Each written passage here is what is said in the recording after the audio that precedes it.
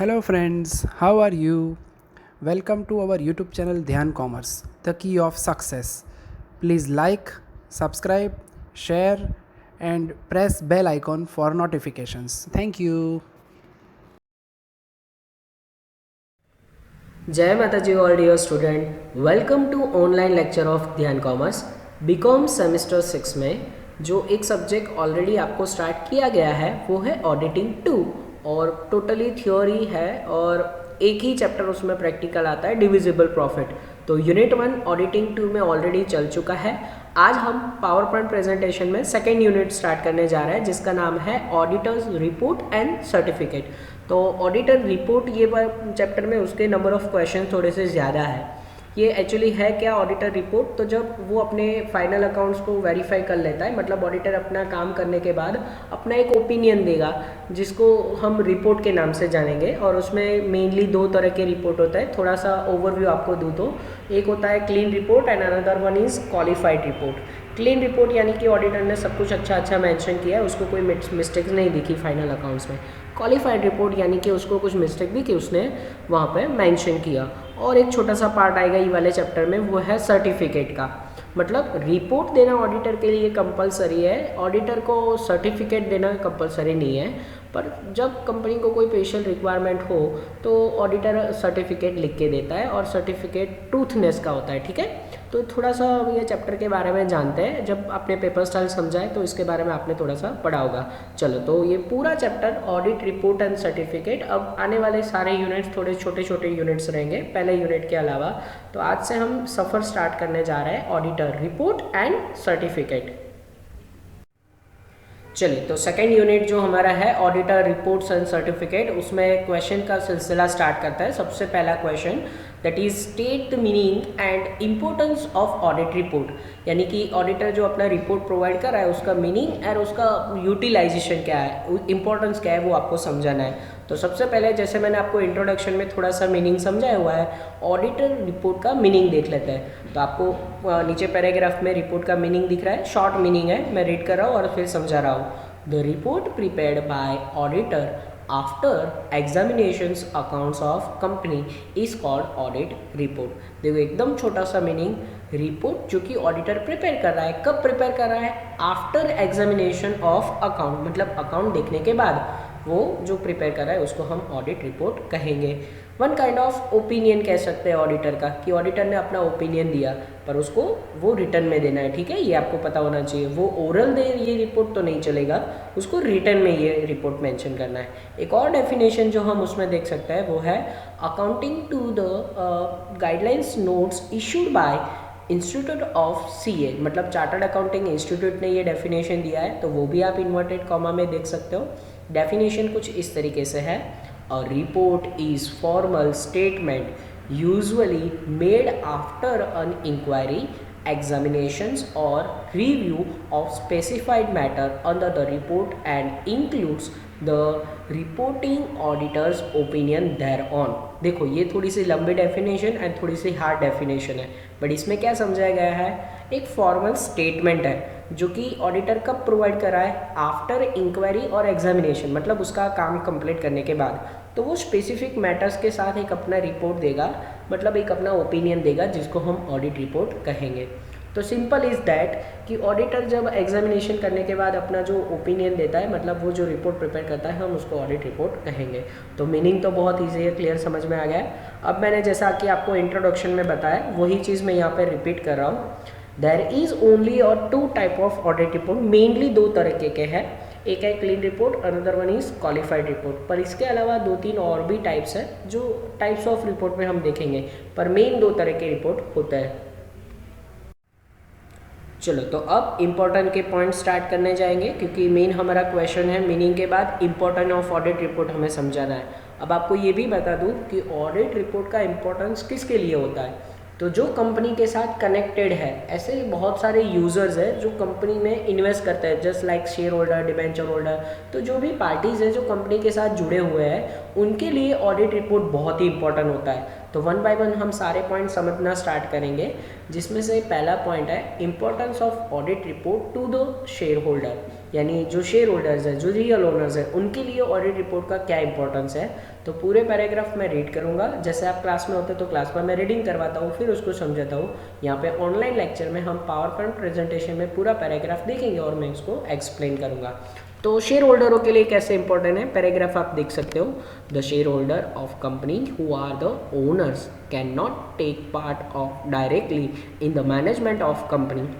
The director manage the affairs of the company and present all the accounts before shareholders to verify whether accounts are presented by the directors are correct and are in accordance with the article of the company, and the service of and auditors are taken.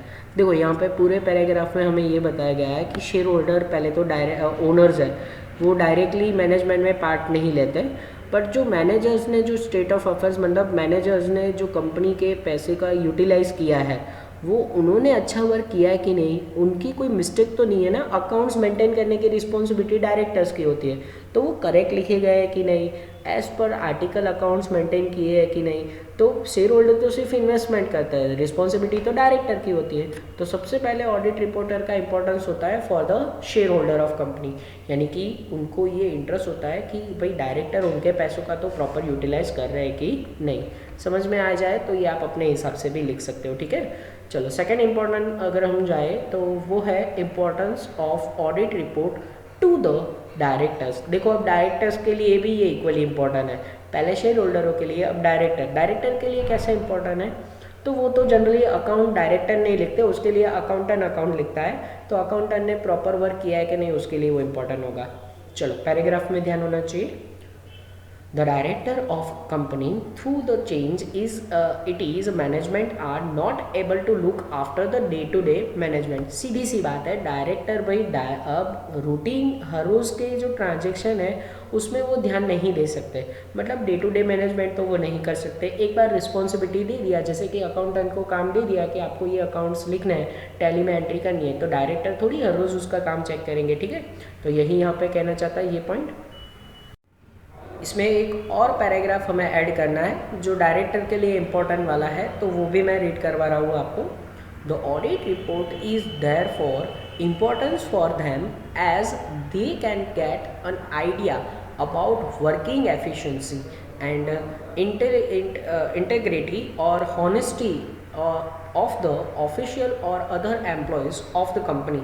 यानी कि देखो मैंने जैसे आगे आपको बताया था कि जो अकाउंटेंट है वो कितना एफिशिएंटली वर्क कर रहा है, कितना हॉनेस्टली वर्क कर रहा है। ऑफिसर्स जो है वहाँ पे सीनियर जूनियर अकाउंटेंट होता है, उसमें जो रिस्पॉन्सिबिलिटी दी गई है एम्प्लॉयज़ को वो अच्छे से कर रहे हैं कि नहीं। ये कैसे पता चलता है, जब ऑडिटर अपना क्वालिफाइड रिपोर्ट देता है तो मतलब डायरेक्टर समझ जाएंगे भाई अकाउंटेंट ने तो यहाँ पे बहुत सारी मिस्टेकें की है। तो डायरेक्टर्स के लिए भी ऑडिट रिपोर्ट इक्वली इंपॉर्टेंस है जैसे कि शेयर होल्डरों के लिए, ठीक है। चलो अब नेक्स्ट इंपॉर्टेंट के पॉइंट वाइज अगर हम देखने जाए तो थर्ड इम्पोर्टेंस फॉर क्रेडिटर। देखो ऑडिट रिपोर्ट क्रेडिटर के लिए भी इम्पोर्टेंट है। कैसे, तो क्रेडिटर कौन है पहले तो हमें ये पता होना चाहिए, जो हमें क्रेडिट सेल कर रहा है, राइट। तो उसको पैराग्राफ में देख लेते हैं। The auditor report is equally importance for the viewpoint of creditor who supplies goods and services to the company. देखो वो कंपनी को गुड्स एंड सर्विसेज क्रेडिट पे प्रोवाइड कर रहे हैं।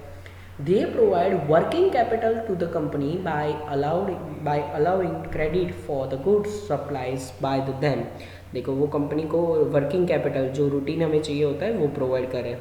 They have been interested in the state of affairs of the company and it is finance strength. देखो वो company को जो उसके ऊपर इंटरेस्ट देना है उसमें वो लोग इंटरेस्ट होते हैं। उन्होंने हमें क्रेडिट सेल दिया, सर्विस प्रोवाइड की, पर बदले में हमें तो उनको इंटरेस्ट या उनके पैसे लौटाने होंगे ना। तो ऑडिटर रिपोर्ट से पता चलेगा कि कंपनी अच्छा वर्क करे कि नहीं, तो नेक्स्ट टाइम वो हमें क्रेडिट देने से पहले सोचेंगे। तो audit report is equally important for creditor also. तो ये सारे पॉइंट को आपको कैसे एक्सप्लेन करना है, तो ये लोग भी ऑडिटर रिपोर्ट को अच्छे से देखेंगे क्योंकि ये हमारी कंपनी के साथ जुड़े हुए लोग में। क्लियर। चलो तो नेक्स्ट पॉइंट को आगे कंटिन्यू करेंगे। चले नेक्स्ट जो कि कंपनी के ऑडिटर रिपोर्ट में दिलचस्पी रखता है वो है डिबेंचर होल्डर। तो point number 4 importance for debenture holders. Debenture होल्डरों को भी ऑडिटर रिपोर्ट में क्यों इंटरेस्ट होता है, तो वो हम पैराग्राफ में देख लेंगे। The debenture holders provide long term finance to the company. सही बात है कि डिबेंचर होल्डर कंपनी को लॉन्ग टर्म फाइनेंस प्रोवाइड कर रहे हैं। They are always interested in seeing that the company remains financially sound so that their investment is safe and their income from interest on debenture is ensured। देखो वो किस चीज़ में interest होता है, तो सेकेंड लाइन हमें वो उसका क्लैरिफिकेशन दे रहा है कि वो हमेशा देखते हैं कि कंपनी की फाइनेंशियल पोजीशन स्टेबल रहे, ताकि उनको टाइम टू टाइम वो जो इंटरेस्ट है उनके इन्वेस्टमेंट पे वो बरकरार रहे और उनका इन्वेस्टमेंट भी सेफ है। यानी कंपनी अच्छी है वो कैसे पता चलेगा, जब ऑडिटर अपना क्लीन रिपोर्ट देगा तो उनका इन्वेस्टमेंट उन्होंने सही जगह पे किया है, कंपनी का जो इन्वेस्टमेंट है उनका सेफ है और उनको टाइम टू टाइम इंटरेस्ट मिलता रहेगा कि उनको श्योरिटी आ जाए। तो debenture holders are equally importance, उनके लिए भी ये ऑडिट रिपोर्ट इतना ही इम्पोर्टेंट है। नेक्स्ट अगर हम पॉइंट देखने जाए तो वो है इम्पोर्टेंस फॉर इन्वेस्टर। इन्वेस्टर को आप ऐसे भी कह सकते हो फॉर फ्यूचर इन्वेस्टर, जो आपकी कंपनी में इन्वेस्ट करने का सोच रहे हैं, तो उनके लिए तो ऑडिट रिपोर्ट और भी ज़्यादा इम्पोर्टेंट है। और उसमें और कौन आता है, तो आप पैराग्राफ में देख पाओगे various financial institutions like bank and other investor having dealing with the company are connected with the financial soundness and liquidity of the company. देखो कोई भी वेरियस फाइनेंशियल इंस्टीट्यूट है जैसे कि बैंक जो आपकी कंपनी में इन्वेस्ट करना चाहते हैं, या फिर दूसरी कंपनी जो आपकी कंपनी में इन्वेस्ट करना चाहते हैं, या फिर कोई और अदर इन्वेस्टर है, तो वो आपकी कंपनी की ऑडिट रिपोर्ट को देखेगा। अगर उसमें सही बात है, मतलब क्लीन रिपोर्ट प्रोवाइड किया गया है, तो आप फाइनेंशियली साउंड हो और आपकी लिक्विडेशन पोजीशन भी अच्छी है, तो वो आपकी कंपनी में इन्वेस्ट कर सकता है। So next point number 5 is importance for investor. ठीक है, चलो 7 और 10 मार्क्स का अगर ये क्वेश्चन हो तो नेक्स्ट पॉइंट हमें ये बता रहा है कि इम्पोर्टेंस फॉर गवर्नमेंट। भाई ऑडिट रिपोर्ट गवर्नमेंट भी इम्पोर्टेंस उसको दे रही है क्योंकि कंपनी जो लोगों के पैसों से बिजनेस कर रही है वो लोगों का पैसे प्रॉपर जगह पे यूटिलाइज कर रही है कि नहीं, उसमें कोई इनलीगल एक्टिविटी तो नहीं कर रही है ना, ये देखने के लिए गवर्नमेंट भी ऑडिटर रिपोर्ट के ऊपर डिपेंड्स रहती है। कैसे, तो थोड़ा सा आप पैराग्राफ में भी देख पाओगे। The government frames the law and undertakes the program for development of economics of the country. The government is require the true figures for the framing industrial policy. Moreover, the government is also interested to see that the directors of any public company do not misuse the share holders fund. देखो clearly mention है 3-4 sentences में। पहले तो government क्या कर रही है, तो गवर्नमेंट पूरा जो इकोनॉमिक है ऑफ द कंट्री वो निभा रही है, ठीक है, अपना डेवलपमेंट कर रही है इकोनॉमिक्स को, तो उसमें मेन रोल कंपनी का भी होता है। तो गवर्नमेंट क्या जानना चाहती है, तो इंडस्ट्री ट्रू फिगर्स से सारी जो उनकी पॉलिसी है गवर्नमेंट की उस हिसाब से जाए और लोगों का जो पैसा उन्होंने कलेक्ट किया है शेयर होल्डर्स फंड उसका मिसयूज़ ना करें, जैसा कि मैंने आपको आगे बता दिया है। तो गवर्नमेंट ऑल्सो इंटरेस्टेड होती है ऑडिट रिपोर्ट में, ठीक है, तो ये आप समझ पाओगे। And last point but not the least, importance for income tax department. देखो इनकम टैक्स डिपार्टमेंट भी कंपनी का ऑडिट रिपोर्ट चाहता है क्योंकि वो जानना चाहते हैं कि टैक्स उन्होंने प्रॉपर भरा है कि नहीं, ठीक है। तो वो काम कैसे, तो वो आप ऑल्सो पैराग्राफ में देख पाओगे। The income tax officer has to assess the true taxable income of the company. For that purpose he has to go through the accounts maintain by the company, ठीक है। तो इनकम टैक्स ऑफिसर भी जानता है कि company ने proper tax भरा है कि नहीं, हाँ, जो पर्पज़ है अकाउंट मेंटेन प्रॉपर किए कि नहीं, तो ये सब कुछ इनकम टैक्स डिपार्टमेंट देखता है, ठीक है। तो ये सारे पॉइंट्स थे जो ऑडिट रिपोर्ट के लिए, इनके लिए सारी पार्टीज़ के लिए इम्पोर्टेंस है। तो आप ये 7 पॉइंट है जो कि बहुत ईजी पॉइंट है, इजीली याद रख पाओगे और एग्जाम में अगर ये पूछे तो मीनिंग के साथ इतने पॉइंट्स आपको मिनिमम एक्सप्लेन करने क्लियर हो चुका है। चलो तो फिर हम नेक्स्ट क्वेश्चन की तरफ मूव ऑन करेंगे। चलो तो अब सेकंड क्वेश्चन जो ये यूनिट में से मैं आपको एक्सप्लेन करने जा रहा हूँ वो है give a specimen of a qualified audit report. मैं थोड़े से क्वेश्चंस आगे पीछे करके ये चैप्टर में आपको समझाऊंगा, क्योंकि जो जो सीक्वेंस में आने चाहिए उसमें अगर हम ऑडिट रिपोर्ट का एक पूरा फॉर्मेट देख लें, स्पेसिमेन का मतलब होता है एक तरह का फॉर्मेट, आपको क्वालिफाइड रिपोर्ट का पूरा फॉर्मेट पूछ सकते हैं, क्लीन रिपोर्ट का लगभग नहीं पूछते हैं और वो एग्जाम में कभी नहीं आता, बट क्वालिफाइड रिपोर्ट कैसा होना चाहिए, एक आप रिपोर्ट का फॉर्मेट अगर आप देख लो तो आगे आने वाले क्वेश्चंस में आपको ये हेल्पफुल रहेगा। सो चलो let's start a format of a qualified report. पहले तो ये कब दिया जाता है, तो आपको पता है जो इंट्रोडक्शन में मैंने समझाया हुआ है कि जब ऑडिटर को कुछ मिस्टेक्स अराइज दिखी हो, मानिए कि कुछ गलतियाँ दिखी हो फाइनल अकाउंट्स में, तो वो अपना क्वालिफाइड रिपोर्ट देके अपना ओपिनियन वहाँ पे दिखाएगा, ठीक है। तो क्वालिफाइड रिपोर्ट कैसे स्टार्ट होता है, तो सबसे पहले उसमें एक टाइटल होना चाहिए जो कि हमने ऑलरेडी दे दिया है, अ क्वालिफाइड रिपोर्ट। फिर उसमें आता है किसी को एड्रेस करके लिखना है, तो सबसे पहले आप देख सकते हो to the share holder of Swastik limited, Swastik company के शेयर होल्डरों को आप एड्रेस करके ये रिपोर्ट बना रहे हो, तो ये आ गया एड्रेस।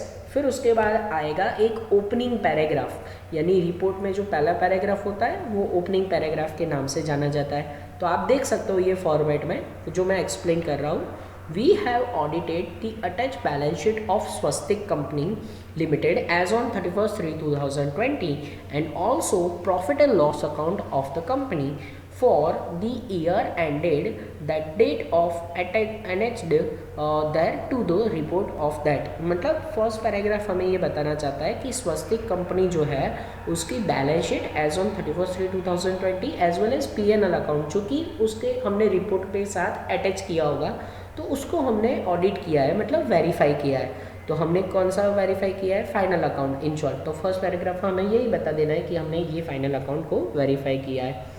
फिर उसके बाद आता है थोड़ा सा स्कोप पैराग्राफ, मतलब उसमें थोड़ी सी डिटेल्स मेंशन की गई होती है। तो सबसे पहले डिटेल्स जो हम ऐसे स्मॉल पॉइंट्स बना के लिखते हैं, we have obtained all information and explanation which is based of our knowledge and belief that necessary for the purpose of audit।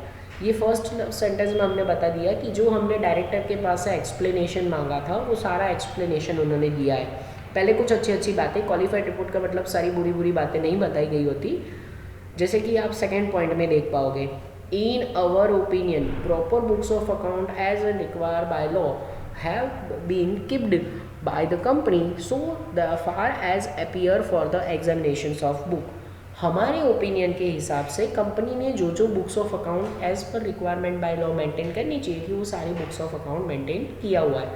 Our opinion, auditor ऐसा क्यों लिखता है ऑलवेज वी हैव करके, यानी कि ऑडिटर अकेला ऑडिट करने नहीं जाता है, उसके साथ उसकी पूरी टीम होती है। तो ऑडिटर जब अपना रिपोर्ट प्रोवाइड करेगा तो उसमें उन्होंने सेल्फिश बन के नहीं लिखा होगा ये ऑडिट रिपोर्ट। तो वी हैव वर्ड यूज़ किए गए हैं, इन अवर ओपिनियन वर्ड यूज़ किया गया है। क्यों यूज़ किया गया है, क्योंकि ऑडिटर पूरी टीम होती है जिन्होंने ये ऑडिट वर्क किया होगा, ठीक है। तो ऑडिटर अपने रिपोर्ट में ये सारी चीज़ें मेंशन कर रहा है।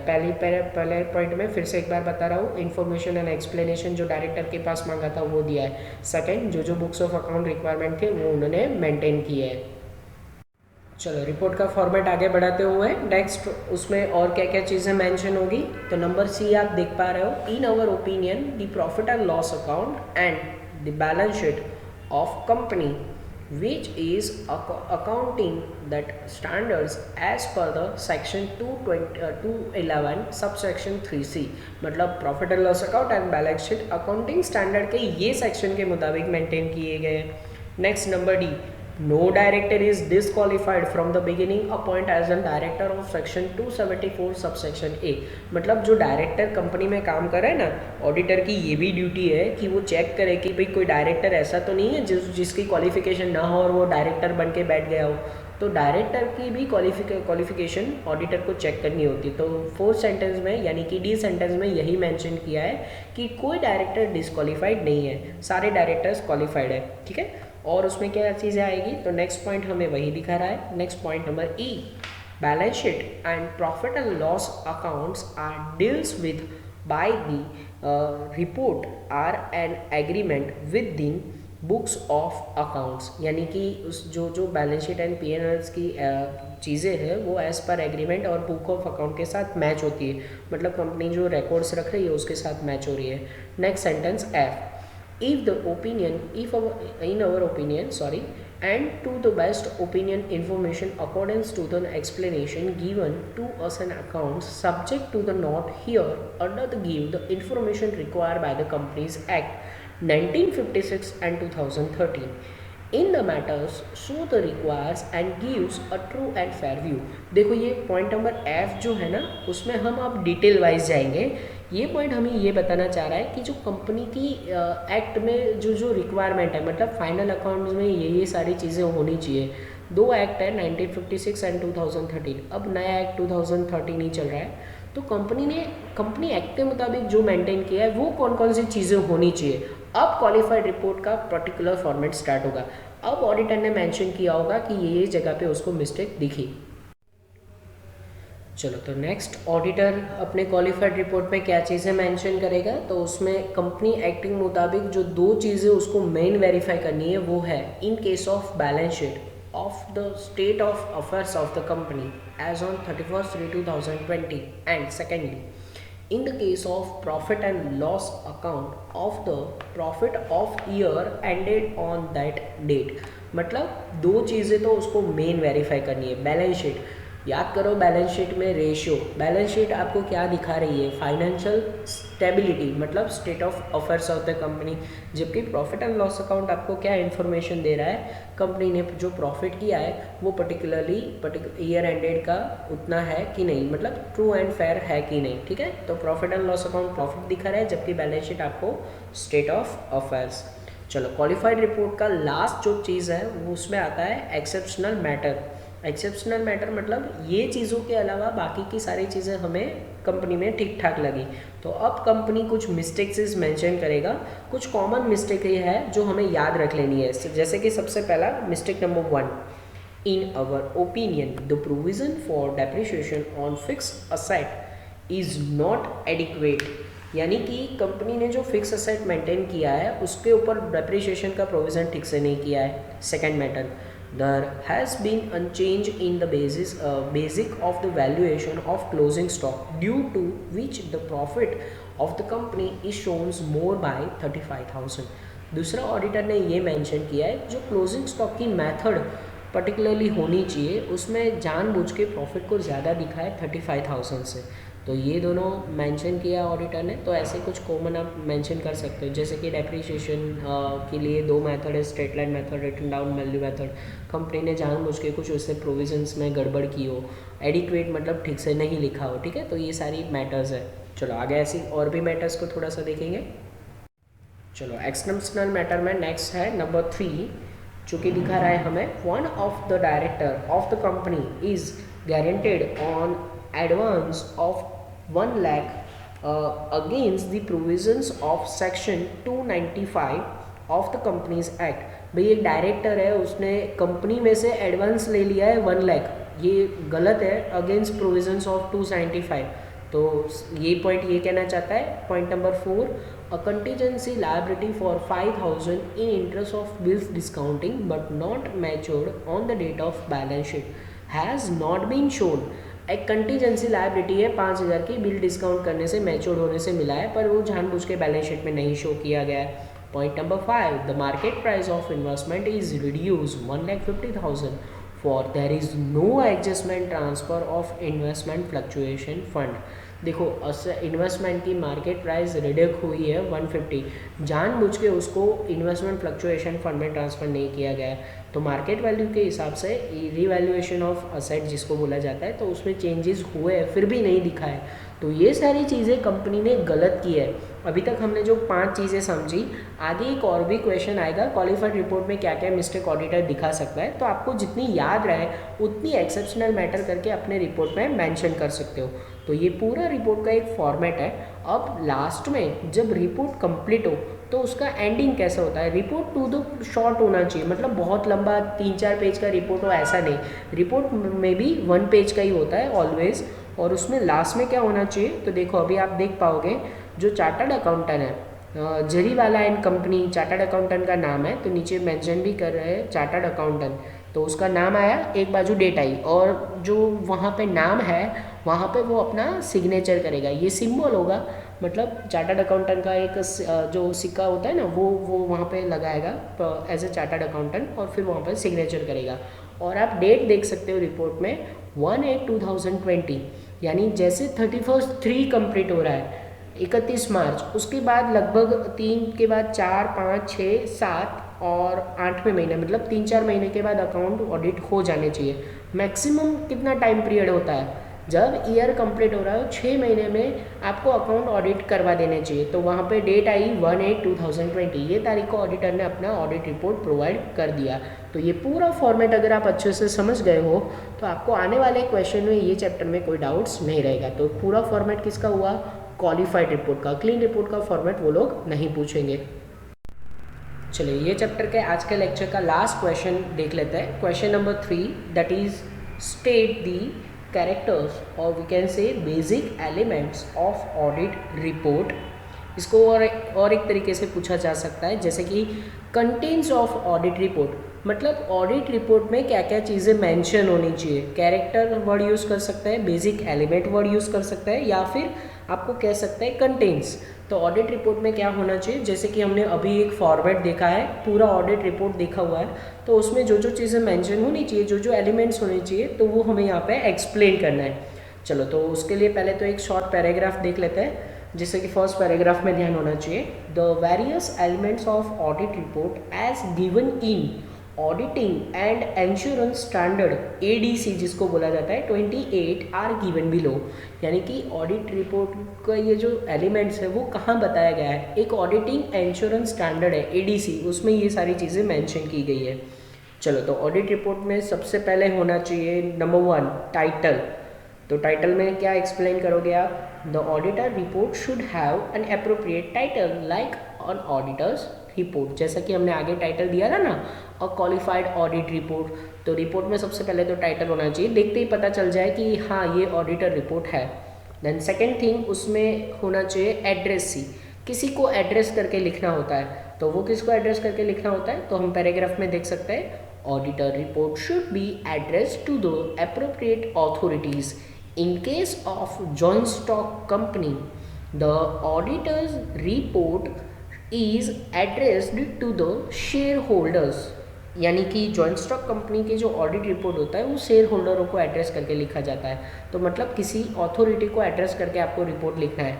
ये तो मोस्ट MCQ के लिए भी मोस्ट IMP है कि भाई ऑडिटर जो अपना रिपोर्ट बनाता है वो किसको मेंशन करके बना रहा है, मतलब किसको एड्रेस करके लिखता है। तो ये MCQ का आंसर होगा शेयर होल्डर होगा, ठीक है। तो ये आपको पता होना चाहिए। चलिए पहले 2 एलिमेंट के बाद अब तीसरा एलिमेंट आ रहा है, दैट इज ओपनिंग और इंट्रोडक्टरी पैराग्राफ। अब सीधे पैराग्राफ में आपका पूरा रिपोर्ट बनेगा। तो सबसे पहले इंट्रोडक्टरी पैराग्राफ में क्या लिखा जाता है, जिसको हम ओपनिंग पैराग्राफ भी बोलते हैं। In the opening paragraph which financial statement has an audited, मतलब आपने कौन से फाइनेंशियल स्टेटमेंट को ऑडिट किया है। For an example P&L, balance sheet, वो तो कर ही रहे हो, पर अब फाइनल अकाउंट में मैनेजरियल नोट्स भी फाइनल अकाउंट का पार्ट है। Cash flow statement is also part of financial statement, यानी वो भी फाइनल अकाउंट का पार्ट है कैश फ्लो स्टेटमेंट। तो आपने जो जो चीज़ों को ऑडिटेड किया है उसके बारे में ओपनिंग पैराग्राफ में बताओ कि हमने भाई ये कंपनी की ये चीज़ों को हमने ऑडिट किया हुआ है, कौन से साल की है वो भी मेंशन करना चाहिए। तो ओपनिंग एंड इंट्रोडक्टरी पैराग्राफ में उतनी चीज़ें आएगी। फिर सेकेंड जो होता है आपका मेन पैराग्राफ जिसको बोल सकते हो, वो है स्कोप पैराग्राफ, मतलब आपकी रिपोर्ट का मेन कंटेंट सबसे ज़्यादा यहाँ पे कंटेंट होता है। Report should be state that the audit was conducted in the accordance with auditing standards generally accepted in India। मतलब जो ऑडिटिंग स्टैंडर्ड है, जैसे अकाउंटिंग स्टैंडर्ड होता है वैसे ऑडिटिंग के भी कुछ स्टैंडर्ड है। तो जो इंडिया में एक्सेप्टेबल है आपने उस हिसाब से ऑडिट किया है वो आपको वहाँ पे मेंशन करना है। It should also state the audit was done accordance with the terms and arrangement of accordance with the requirement of law। जो ऑडिटिंग के जो रिक्वायरमेंट है उस हिसाब से आपने अकाउंट ऑडिटेड किया है। मतलब चार्टर्ड अकाउंटिंग जो CA होता है उसके पास ऑडिट करने के भी पर्टिकुलर उसके भी स्टैंडर्ड्स है, उस हिसाब से उसने ऑडिट किया होना चाहिए। और ये पैराग्राफ में उसने वही सारी चीज़ें मेंशन की गई होगी जैसा कि हमने आगे फॉर्मेट में देखा हुआ है। And next point that is also equally important, that is opinion paragraph. जब ऑडिटर अपना ओपिनियन देता है, क्लीन रिपोर्ट होता है तो उसमें भी सारी अच्छी अच्छी चीज़ें होती है, जबकि क्वालिफाइड रिपोर्ट में उसने कुछ मिस्टेक्स मेंशन किया होगा, एक्सेप्शनल मैटर। तो ओपिनियन पैराग्राफ में क्या लिखना है आपको explanation wise, the opinion paragraph should be clearly indicate the financial framework used to prepare the financial statement. It should state the auditor's opinions as to whether the financial statement gives a true and fair view in accordance with the financial reporting framework. देखो जो financial statement है वो true and fair view देना चाहिए, जो कि हम already यही चैप्टर में एक one of the most repeated question है, ट्रू एंड फेयर व्यू का मतलब क्या होता है वो भी हमें समझना है। तो अपने ओपिनियन में ऑडिटर को यही बताना है कि बैलेंस शीट एंड पीएनएल जो फाइनल अकाउंट है वो ट्रू एंड फेयर व्यू दे रहे हैं कि नहीं, जो कंपनी की सही पोजीशन है वो दिखा रहा है कि नहीं, ठीक है। तो यही ऑडिटर रिपोर्ट में ओपिनियन पैराग्राफ में वहाँ पे आपको मेंशन करना है। चलो नेक्स्ट पॉइंट जो ऑडिट रिपोर्ट में मेंशन होने चाहिए उसमें बैक टू बैक आ रहा है नंबर 6, डेट ऑफ रिपोर्ट, मतलब रिपोर्ट की पर्टिकुलर डेट वहाँ पे मेंशन होनी चाहिए। तो उसमें आप एक्सप्लेन क्या करोगे तो देख सकते हो, the date of auditor report is a date on which the auditor sign the report expression an opinion of financial statement, मतलब जिस दिन उसने फाइनेंशियल स्टेटमेंट को पूरा वेरीफाई कर लिया है उस दिन वो रिपोर्ट प्रिपेयर करके नीचे उसी दिन की डेट लिखेगा और उसमें सिग्नेचर करेगा। तो ये कब होता है, तो जनरली आपने यूनिट नंबर 1 में कहीं ना कहीं एमसीक्यू में हर एक जगह पे देखा हुआ है कि जब आपका फाइनल ईयर कंप्लीट हो रहा है, मतलब 31 मार्च एंड हो रहा है, तो उसके 6 महीने के अंदर आपको अकाउंट्स कंप्लीट कर देने हैं, ठीक है। तो जब 31 कंप्लीट हो रहा है तो 1-2 महीने में आपका अकाउंट ऑडिट हो जाएंगे और लगभग मार्च के बाद आपको देखोगे तो अप्रैल मई या मई के बाद जून जुलाई में ऑलमोस्ट अकाउंट कंप्लीट हो जाता है, ठीक है। तो account with in the 6 month complete हो जाने चाहिए। तो डेट ऑफ रिपोर्ट आपकी वही आएगी 31 मार्च के बाद वाली, उससे पहले की कोई डेट आप गलती से ना लिख लो, ये आपको ध्यान रखना है। और वही डेट भी आपको मेंशन कभी नहीं करनी चाहिए 31 मार्च को, जिस दिन ईयर कंप्लीट हो उसी दिन अकाउंट थोड़ी ऑडिट हो जाएंगे। तो कुछ महीने के बाद वाली आपको डेट मेंशन करनी है, मैक्सिमम 6 महीने का गैप होता है। चलो तो डेट ऑफ रिपोर्ट वो भी इम्पोर्टेंट है। फिर उसके बाद लास्ट के 2 पॉइंट तो बहुत इजी है, जैसे कि प्लेस ऑफ सिग्नेचर। जब ऑडिटर ने अकाउंट ऑडिटेड किया, the report should name the specifically space in accordance with the city of the name of audit report is sine, मतलब आपने अहमदाबाद में जहाँ पे साइड है वहाँ पे जाके अगर अपना रिपोर्ट मेंशन किया है तो वहाँ पे प्लेस मेंशन होना चाहिए। आगे हमने स्पेसिमेंट फॉर्मेट में नहीं लिखा था, पर नाम के साथ साथ डेट और प्लेस दोनों होना चाहिए। जैसे कि आगे हमने लिखा था 1/8/2020, तो नीचे प्लेस भी होना चाहिए, जैसे कि अहमदाबाद है, गांधीनगर है, बड़ौदा है, तो आपको प्लेस भी नाम लिखना है, मतलब आपने जब रिपोर्ट प्रोवाइड किया तो वो कौन से प्लेस पे है वो भी होना चाहिए सिग्नेचर के साथ साथ। चलो नेक्स्ट उसके बाद लास्ट पॉइंट आ रहा है ऑडिटर सिग्नेचर, नाम के साथ उसको अपना सिग्नेचर करना है। तो ये पैराग्राफ आप कैसे एक्सप्लेन करोगे तो ध्यान अंदर रखना, the report should be sign by the auditor in his personal name where in the firm appointed as an auditor, the report should be sign in the personal name and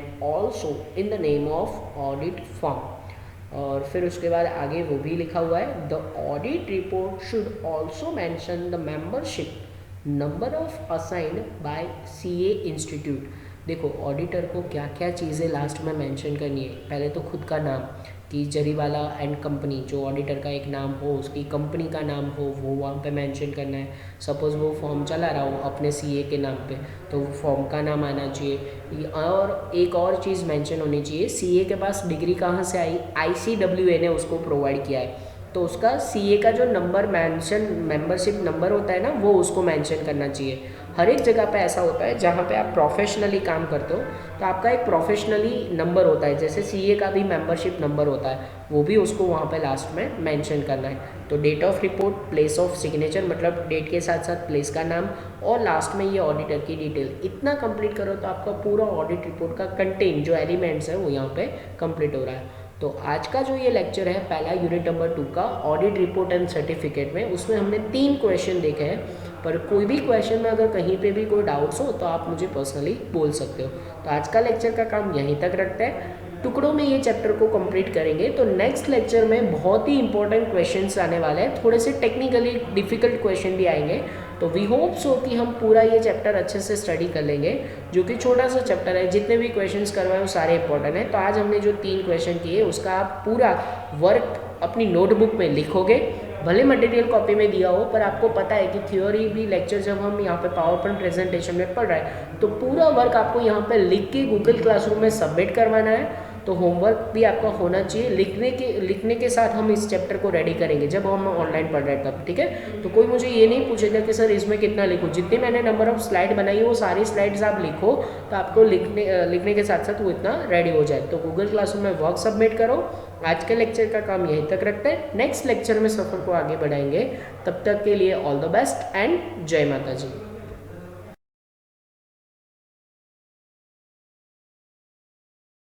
Please like, subscribe, share and press bell icon for notifications.